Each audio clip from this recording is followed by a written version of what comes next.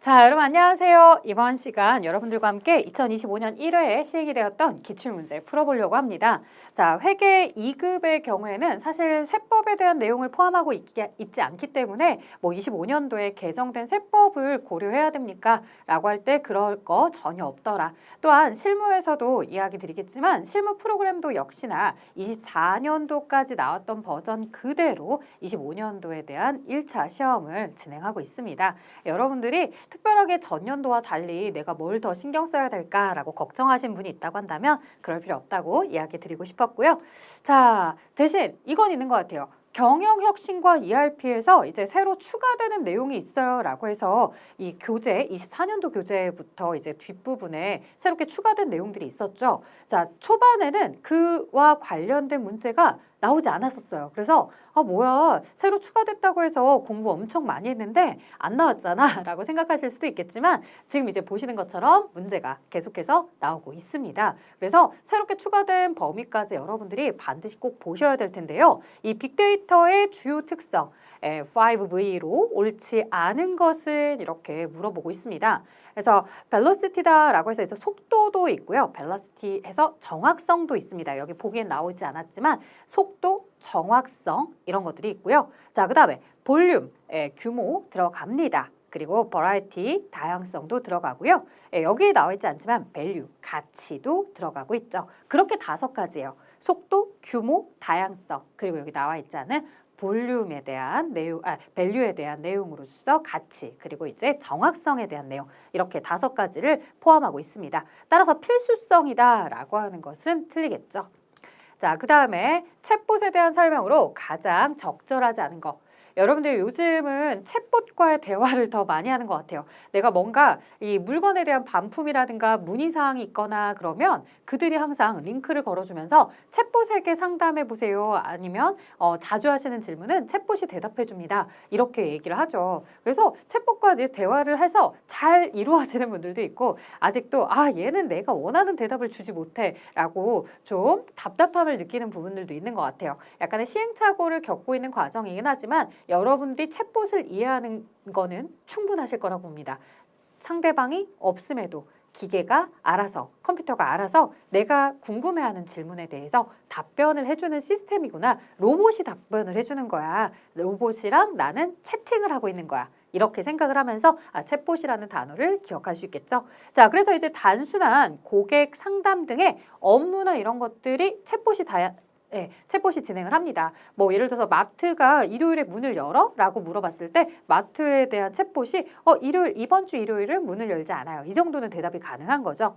자, 그 다음에 대부분 대화형 인터페이스를 통해서 서비스를 제공하고 있죠. 채팅하듯 대화하듯입니다. 법률, 자문, 헬스케어 등 다양한 분야의 시장이 성장하고 있다더라. 그래서 법에 대한 부분이든 건강과 관련된 부분이든 이런 부분들에 대해서 대부분 이제 챗봇이 다 역할을 해주고 있다라는 거예요. 뭐 어디 특정 분야만 챗봇을 활용할 수 있다 이건 아니라는 거죠. 자, 따라서 그럼 정답은 4번일 텐데요. 이 분산형 데이터베이스의 형태로서 데이터를 저장하는 연결구조체다라고 하는데요. 이 분산형 데이터베이스로서 데이터를 저장하는 연결구조체는 블록체인에 대한 내용입니다.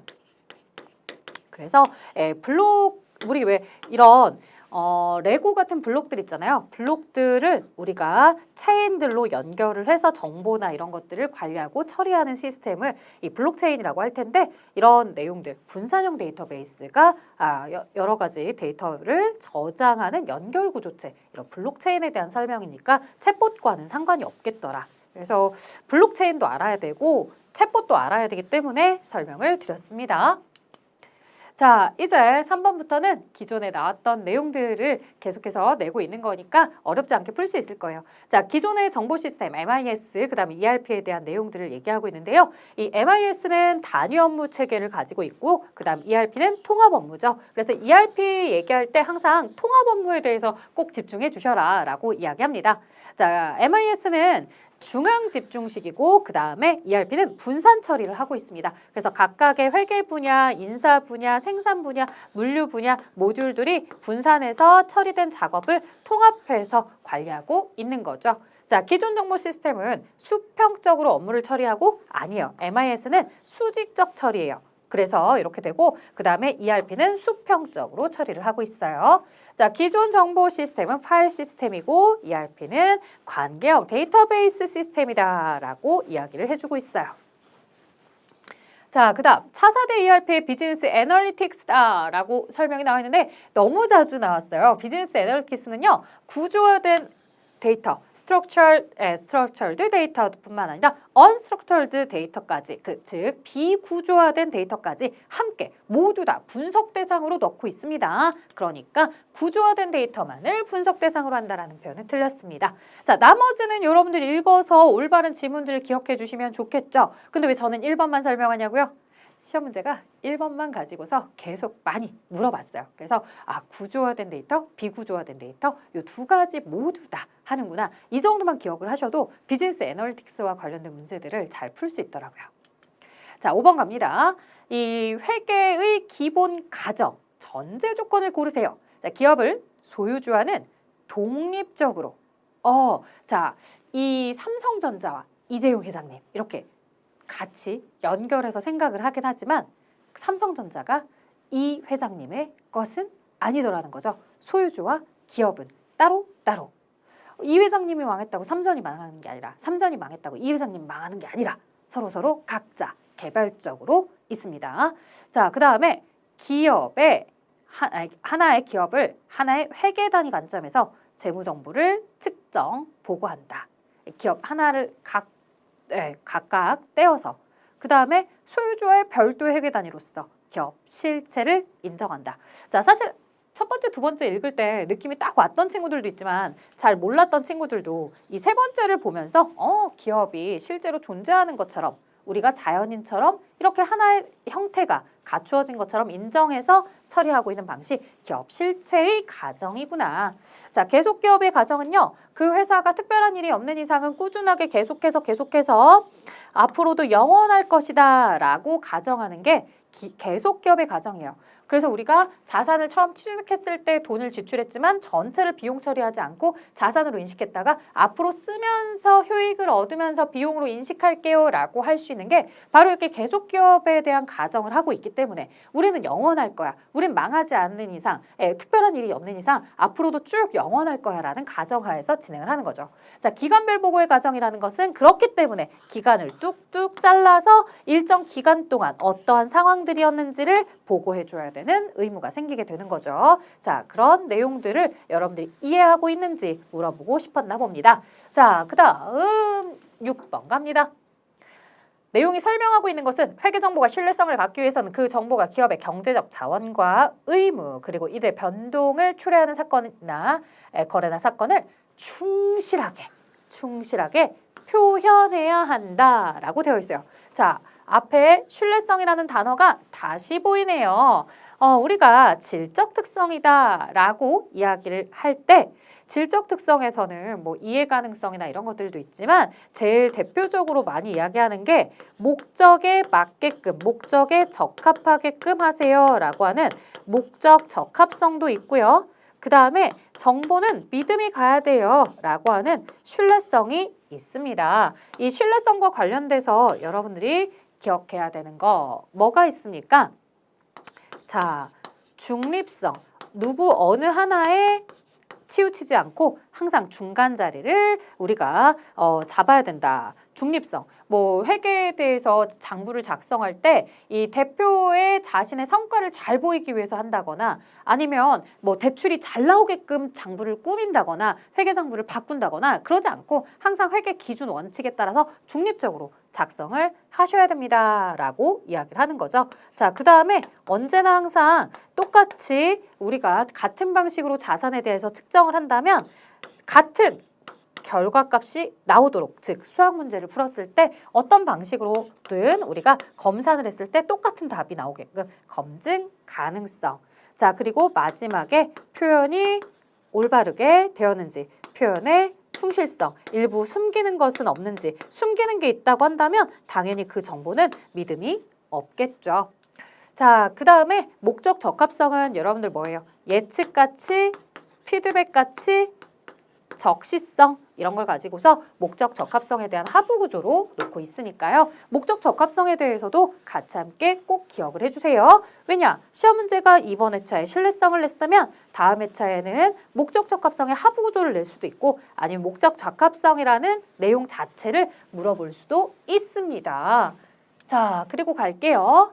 보기에 오류가 당기 순이익 계산서에 미치는 영향으로 가장 적절한 것은 자, 정확한 기말 재고 금액은 12만 원이지만 기말 재고 자산을 15만 원으로 계상을 했대요. 자, 그러면 여러분들 한번 이렇게 정확하게 했을 때 그 다음에 오류가 났을 때 한번 생각을 해봅시다. 정확하게 금액을 계산하는 친구들은 상품에 대한 T 계정을 가져다 놓고서 봤을 때 만약에 여기가 기초와 매입을 다 더했을 때 100이더라. 그런데 기말이 12더라 라고 이렇게 얘기를 한다면 이쪽에 오게 되는 매출 원가는 88입니다. 이렇게 이제 여러분들이 생각을 하는 거죠. 자, 그런데 오류가 발생을 했더라. 사변에 상품에 대한 내용은 동일한데 문제는 기말에 재고자산을 15만 원으로 잘못 계상을 했다더라. 그러다 보니 매출원가가 얼마가 되더라? 우리 매출원가가 85가 되더라. 이렇게 보게 되는 거죠. 자, 혹은 나는 금액을 더 간단하게 쓰고 싶어요 라고 하는 친구들은 그냥 여기 차변에 20이다. 기말에 12를 남았다. 그러면 매출원가가 8이었겠구나. 뭐 이렇게 생각하는 친구들도 있을 것 같아요. 여러분들에게 이거는 제가 예를 들어서 저라면 이렇게 씁니다 라고 알려주고 싶은 거죠. 자, 예예요. 20이 어디 있어요? 8이 어디 있어요? 이렇게 물어보시면 안 돼요. 예를 들어서 이렇게 정확하게 12만 원의 재고자산 금액을 기록했다면 매출원가는 원래 8이 나와야 합니다. 하지만 오류로 기말을 15만 원으로 기록을 했더니 매출원가가 5만 원으로 매출원가는 과소 계상이 된 상태입니다. 정확할 때는 8인데 매출원가가 5로 기록이 되어 있으니까 매출원가는 지금 현재 과소 계상이 된 상태입니다. 자, 그럼 당기순이익은 어떨까요? 라고 했을 때 당기순이익은 매출액. 자, 우리가 매출액에 대해서도 20으로 가정을 해보도록 하겠습니다. 그러면 올바르게 기록했다라고 했을 때는 매출원가가 8이에요. 따라서 이익이 12가 나오게 될 겁니다. 자, 그런데 매출원가를 오류가 난 상태에서 기록을 해보면 5로 기록이 되더라. 따라서 매출 총이익은 15로 이렇게 기록이 되는 거죠. 매출 원가는 과소 계상이 되는데 되려 이익은 과대 계상이 되는구나. 되려 이익은 과대 계상이 되는구나. 그래서 정답은 3번입니다.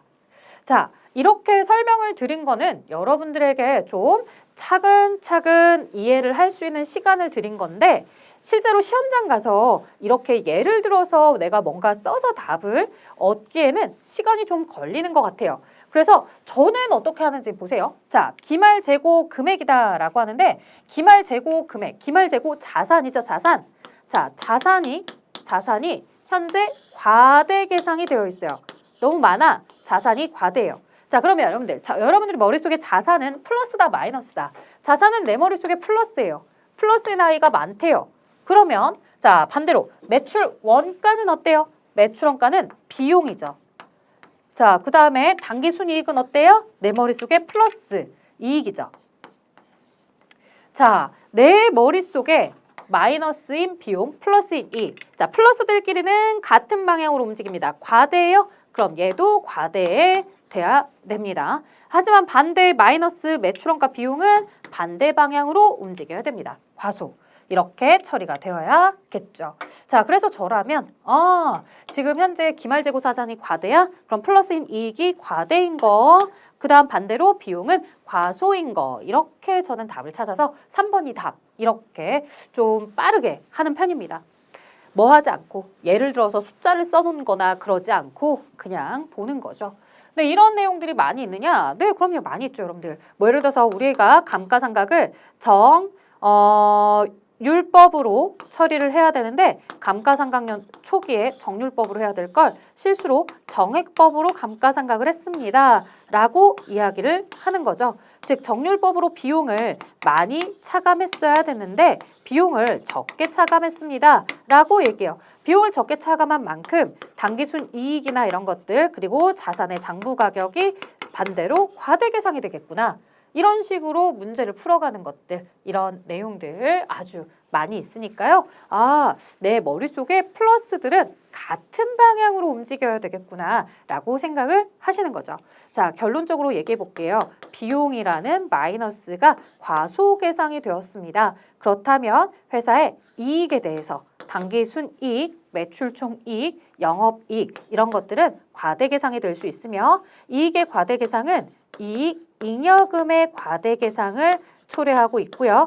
이익 잉여금의 과대계상은 그 이익 잉여금을 포함하는 자본의 합계도 과대계상이 되면서 결국 자산을 과대계상하게끔 내 머릿속에 플러스인 이익, 이익잉여금, 자본, 자산 모두 다 과대계상이 되게끔 이렇게 처리를 하고 있다는 거예요. 자, 다음 보겠습니다. 8번입니다. 생산성은 임차료 1년분 8월 1일부터 내년도 7월 31일까지 8월 1일에 36만 원 현금으로 지급하고 비용으로 처리했습니다. 12월 31일 기말 결산 시 임차료 선급액은 얼마입니까? 자, 여러분들 조심하셔야 될 게 뭐예요? 내가 지금 25년도 시험 문제를 풀고 있다고 해서 25년도 회계를 물어본 게 아니에요. 24년도 8월 1일부터 시작을 했으며 사실 여기 12월 30일 기말 결산 시 임차료 선급액은 2024년도에 12월 31일 결산을 물어보는 겁니다. 문제를 잘 파악하셔야 됩니다. 자, 8월 1일 날 현금으로 지급하고 비용으로 처리하였다라고 하는 것부터 시작을 해보도록 할게요. 24년도 8월 1일이더라. 차변에 비용으로 처리를 했다라고 하면 임차료라는 비용 계정을 쓰셔야 됩니다. 36만 원 대변에 현금 36만 원. 자, 요게 1년치입니다. 1년치이기 때문에 월에 3만 원으로 36만 원 나누기 12 하면 3만 원으로 쓰셔야 되겠죠. 자, 그러면 이제 12월 31일 날짜를 보도록 할게요. 12월 31일 날짜 보게 되면은 어떻게 처리하게 되냐면 8, 9, 10, 11, 12, 12까지 끝. 자, 8, 9, 10, 11, 12 이렇게 5개월치에 대해서는 시간이 경과했으니 임차료로 그대로 써도 되지만 나머지 내년도 1월부터 내년도 7월까지는 내년도에 해당하는 비용을 먼저 지급한 상태입니다. 자, 선급 임차료, 선급 비용으로서 내년도 7개월 차에 대해서까지 계산을 하면 7개월에 대해서 1개월당 3만 원씩 3, 7에 20일 이렇게 처리가 되어야 되겠고요. 20일에 대해서 차변에 선급 임차료 21만 원, 대변에 임차료 21만 원 이런 내용을 처리해 줘야 되겠죠. 자, 기말에 선급 임차료 21만 원입니다. 라고 하는 1번이 정답이 됩니다. 자, 이 내용에서 여러분들 선급, 임차료의 선급액을 물어봤구나. 기말 결산시니까 당해년도 기말 결산이구나. 근데 그 당해년도가 언제다? 24년도 기준이다. 라고 하는 걸 꼭 기억을 해 주십시오. 시험 문제가 25년도에 나왔다고 해서 25년도에 선급 임차료를 물어본 게 아니에요. 만약 25년도 선급 임차료를 물어봤다면 25년도 12월 31일은 선급 임차료가 없겠죠. 왜? 모두 다 시간이 경과됐기 때문에 없을 거예요. 그럼 보기에 제로가 있어야 되는데 제로 없잖아요. 그래서 24년도를 물어본 문제였습니다. 자, 그 다음에 9번 갑니다. 복리후생비가 총 얼마냐? 자, 복리후생은 우리 직원을 위해서 쓰는 거죠. 직원의 복지와 이익과 후생을 위해서 쓰는 돈이다. 종업원 회식비. 자, 거래처 선물대금은 여러분들 뭐라고 불러요? 이걸요, 접대비라고 부르는 친구들도 있고요. 아직도 저희 출제되는 시험에서 접대비라는 명칭이 자주 등장을 하는데 조금 세련되게 알고 있는 친구들은 업데이트가 잘 된 친구들은 뭐라고 불러요? 기업 업무 추진비. 네, 실제로 24년도부터 명칭은 기업 업무 추진비로 바뀌었습니다. 자, 회사의 인터넷 통신요금은 말 그대로 통신비. 출장 사원의 고속도로 통행료다 라고 하면 출장을 간 거니까 여비교통비. 자, 이렇게 봐주셔야 되겠죠. 자, 그러면 종업원 회식비와 총무팀 직원의 피복비까지 하시면 두 가지를 더했을 때 75만 원. 2번이 정답입니다. 자, 제가 답이 되지 않는 나머지들에 대한 계정을 알려드린 이유는 왜 그랬을까요? 시험 문제는 다음에 복류생비가 총 얼마인가 이렇게 질문하지 않고 기업 업무 추진비가 얼마인가 라고 하면 30만 원, 통신비가 얼마입니까? 라고 하면 20만 원, 여비교통비가 얼마입니까? 라고 하면 10만 원. 이렇게 답은 언제든 바뀔 수 있는 여지가 있으니까 여러분들이 잘 보셔야 되겠죠. 자, 10번 갑니다. 보기에서 설명하는 계정 과목을 물어봤어요. 주문한 물품과 상이한 물품의 인도 또는 불량품 발생 등으로 인해서 판매 물품의 거래처로부터 반송된 경우의 금액. 자, 사실 이 주문한 물건과 다른 물건을 잘못 보낸 거예요. 그럼 우리 다른 물건을 잘못 보냈으면 어떻게 되겠어요? 반품되겠죠?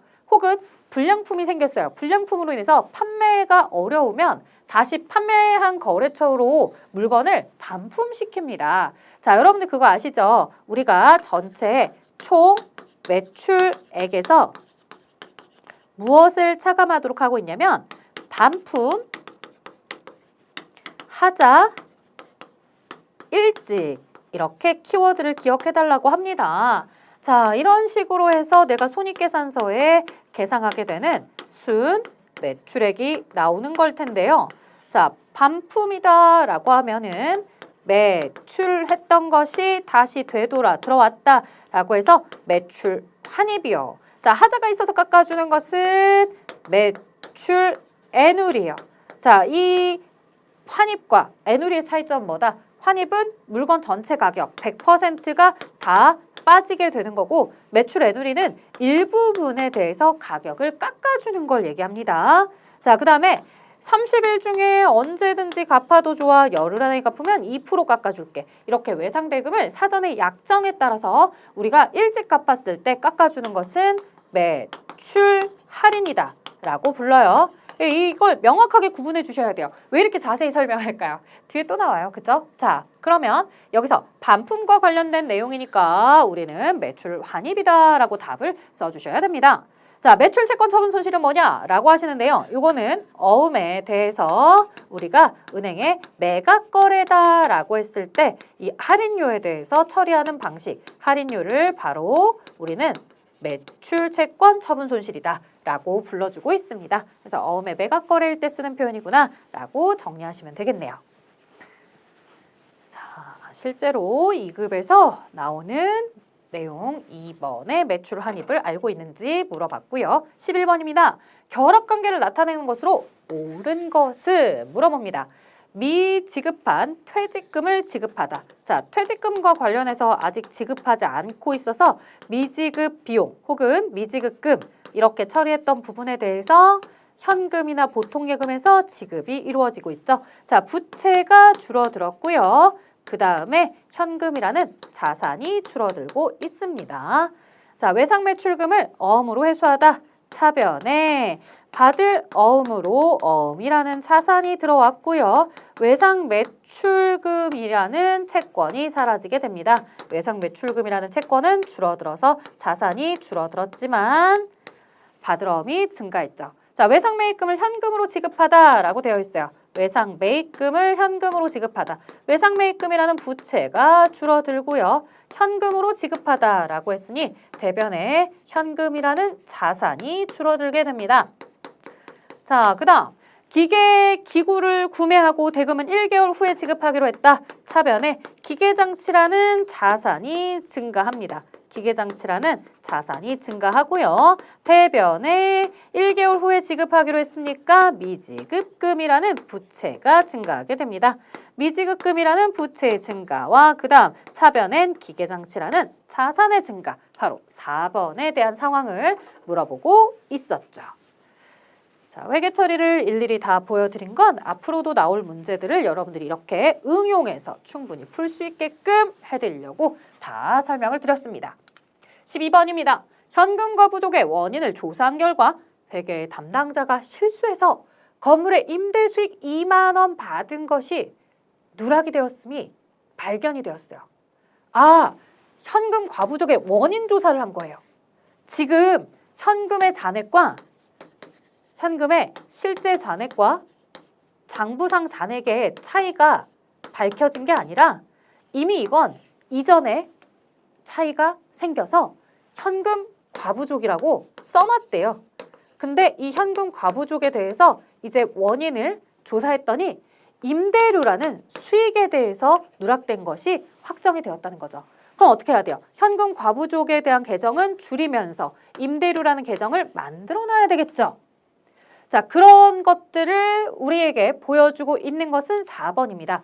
임대료라는 계정이 나와야 되겠죠. 여기에 눈치 없이 임차료 나온 애를 답으로 체크하시면 안 되겠고 임대료 나온 것 자체가 4번밖에 없어요. 그리고 현금 과부족이 오는 거죠. 차변에 현금이 오는 게 아니에요. 임대료를 받아서 현금이 들어왔다 이렇게 하는 게 아니죠. 자, 왜 그러느냐? 우리가 1차적으로 이미 현금이 들어왔다는 사실이 많을 때 실제 금액이 더 많아. 그래서 현금 과부족으로 왠지는 잘 모르지만 현금을 장부도 늘리기 위해서 현금 과부족으로 처리해야 돼 라고 하는 게 바로 이회계처리예요. 차변에 현금이 늘어났어요. 그런데 왜인지 몰라요 라고 할 때가 현금 과부족으로 2번 보기처럼 처리했을 때고 그걸 이제는 알게 되어서 임대료로 바꿔줄 거란 얘기예요. 그래서 대변에 있었던 현금 과부족을 차변으로 정리하면서 대변에 임대료 때문에 돈이 들어왔었구나 라고 보여주는 거죠. 근데 결론은 어떻게 되는 거예요? 현금 과부족이 있었던 것은 결론은 없어지면서 현금 돈이 들어왔어. 뭐 때문에? 임대료 때문에. 결국 장부에는 이렇게 남게 될 거란 얘기겠죠. 그래서 여러분들에게 현금 과부족으로 처리했을 상황을 물어봤다면 정답은 2번이고 그 처리했던 현금 과부족을 정리하는 걸 물어봤기 때문에 정답은 4번이 된 거였다는 거. 네, 헷갈리지 마시고 답을 잘 찾을 수 있었으면 좋겠습니다. 13번입니다. 물가가 상승하고 있어요. 상승하고 있어요. 자, 다음 중 단기 순이익을 물어봤어요. 자, 물가가 상승할 때 인플레이션일 때 이익이 가장 많이 나는 거 누굽니까? 기말 재고자산이 가장 비싸게 계상이 되는 거 혹은 세금을 가장 많이 내는 방법 누구입니까? 가나다라 순서대로 선, 이, 총, 후 이렇게 처리하는 거였죠. 자, 반대로 후총이선이었던 것은 뭐였을까요? 매출, 원가, 비용이 가장 많았던 거 누굽니까? 가장 보수주의적인 관점에서 처리한 건 누구였습니까? 라고 할 때는 답을 뒤집어서 대답해 주셨어야 되겠죠? 자, 그래서 물가가 상승하는 상황에서 이익은 내 머릿속에 플러스이기 때문에 가나다라 순서대로 선, 이, 총, 후. 자, 14번입니다. 건물의 취득가격 4천만 원이고요. 내용연수 20년, 잔존가액 20% 정액법으로 당해 해당 건물의 감가상각비. 자, 사실 이 내용을 얘기하려면 해당 연도의 감가상각을 위해서 취득한 취득일을 알려주고 또 그와 관련해서 결산일을 알려줘야 돼요. 근데 어떠한 언급이 없다면 1월 1일 날 취득했고 12월 31일 날 결산을 하는구나. 다시 말해 1년 12개월에 대한 부분을 감가상각하고 있구나 라고 가정하고 문제를 풀어야 됩니다. 자, 그러면 정액법 공식부터 알아보자. 정액법 공식은 뭐냐라고 했을 때 정액법은 취득원가 마이너스 잔존가액 나누기 내용연수입니다. 자, 그럼 취득원가는 얼마냐? 4천만 원이 되겠고요. 잔존가액은 얼마냐? 4천만 원의 20%를 얘기합니다. 자, 그럼 428, 800입니다. 이 20%가 뭐의 20%이지? 라고 어리둥절하지 마세요. 취득가액의 20%입니다. 자, 이렇게 계산을 하고 그러면 3,200. 그리고 몇 년도였습니까? 내용연수 20년. 그래서 내용연수 20년으로 나누게 되면 160만 원이 나오게 됩니다. 이게 바로 감가상각비가 되는 거죠. 자, 그런데 만약에 여러분들 이 취득 시점도 알려줬어요. 7월 1일이래요. 결산일이 12월 30일이래요. 이렇게 알려주면 어떻게 해야 될까요? 그러면 여기 3,200에다가 20년으로 나누되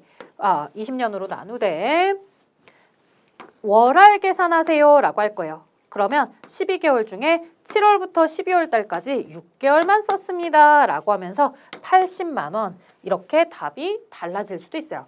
그래서 만약에 문제에 뭐가 등장을 한다면 월할 계산하세요 라고 이야기를 하고요. 월할 삼각하세요. 월할 계산하세요 라고 등장을 하고 취득 시점을 알려주고 결산하는 시점이 명확하게 등장을 하면 이렇게 12분의 몇 개월을 사용했는지를 적용해야 될 수도 있으니 그런 부분들은 좀 나중에 조심해 주셔야 되겠다. 하지만 지금 문제 이런 내용 없이 굉장히 심플하게 취득한 시점, 결산일 아무것도 언급이 없었기 때문에 1월 1일부터 12월 30일까지 12달인가 봐. 그러면 취득원가 마이너스 잔존가액의 내용 연수로 나눠줘야 된다는 이 기본적 사실만 가지고서 답을 최대한 찾아봐야겠구나. 1번이 정답이구나. 자, 15번입니다. 일반 기업회계 기준상 무형자산의 상각에 대한 내용으로 적절하지 않은 거. 자, 무형자산의 잔존가치는 없는 걸로 원칙이에요. 원칙. 그쵸? 원칙은 원래 없어요. 예외도 물론 존재하고 있고요. 자, 상각 방법은 정액, 정률법 아무거나 다 돼요. 정할 수 없을 때가 정액법인 거지. 일단 원칙은 아무거나 다 돼요. 자, 예외적인 경우를 제외하고는 몇 년을 초과하지 않는다. 20년. 내부적으로 창출한 영업권은 우리가 합리적이지 못하기 때문에 인정할 수 없다라고 해서 맞는 지문입니다. 그래서 내부적으로 창출한 거는 신뢰성이나 측정 자체가 불가해. 그러니까 우리가 내부적으로 창출한 거 말고 외부에서 유상 취득한 부분에 대해서만 무형자산을 인식하자라고 얘기를 하고 있습니다. 자, 어찌됐든 3번이 틀렸다라고 하는 건 잘 체크하실 수 있을 것 같아요. 자, 16번입니다. 순 매출액을 계산하라고 합니다. 자, 그러면 우리 총 매출액에 대한 정보, 매출 환입, 매출 애누리에 대한 정보가 있고요. 이쪽에 매출과 관련된 정보는 없습니다. 자, 이 매입액, 매입 애누리, 매입 환출 이런 정보들은 뭐 때문에 필요하다? 순 매입액.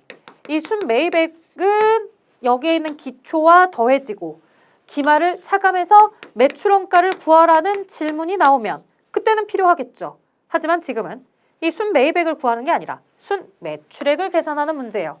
따라서 60만 원 마이너스 7만 원 마이너스 5만 원 이렇게 처리해 주시면 되는 겁니다. 자, 60만 원 마이너스 7만 원 마이너스 5만 원 하면 48만 원이다 라고 해서 정답 2번이었습니다. 굉장히 심플한 문제였고요. 나머지는 사실상 여러분들에게 혼란을 가중시키는 내용이었죠. 자, 그래도 나는 조금 더 충실하게 60만 원에다가 3만 5천 원의 매입 애누리, 6만 원의 매입 환출을 차감해서 순매입액이 50만 5천 원이라는 사실도 알고 싶고 자, 그럼 기초 8만 원에 50만 5천 원을 더하고 매출원가 기말재고액 뭐를 차감해서 7만 원을 차감하면 매출원가가 나온다는 사실도 다시 한번 알고 싶어. 자, 그러면 8만 원은 더해주고 7만 원의 기말재고를 차감하면 51만 5천 원의 매출원가. 자, 혹시라도 나에게 매출총이익이냐라고 물어봤다면 어떻게 대답을 해주자? 48만 원에서 매출원가는 51만 5천 원이니까 매출총 손실이 나오겠구나 라고 해서 우리가 48만 원이다 라는 매출액에다가 계산을 하면 3만 5천 원이다 뭐 이렇게 얘기를 할 수도 있겠죠. 그래서 여기는 매출총 손실이 나오는 내용이 있구나. 나는 내용까지 여러분들이 결론을 내려볼 수 있을 것 같아요. 근데 우리에게 매출총 손익을 물어본 것도 아니었고 매출원가를 물어본 것도 아니었고 그 다음 순매입액을 물어본 것도 아니었고 그리고 우리에게 물어본 것은 뭐였더라? 순매출액에 대해서만 물어봤다. 그래서 순매출액은 요 데이터 60에서 7만 원 빼고 5만 원 빼는 거였다. 자, 17번입니다. 자산과 부채의 변동이고요. 기말자본을 물어봤어요. 자, 기말자본에 대해서 계산을 하기 전에 앞서서 재무상태표 기초자산입니다. 기초가 얼마였냐면 30만 원. 그 다음 기초의 부채가 얼마였냐면 12만 원. 만약에 기초의 자본을 물어봤더라 라고 했다면 18만 원입니다 라고 쉽게 대답을 했을 겁니다. 자, 하지만 기초 부분을 물어본 게 아니라 기말 부분을 물어봤습니다. 그러면 기말은 어떻게 되었느냐?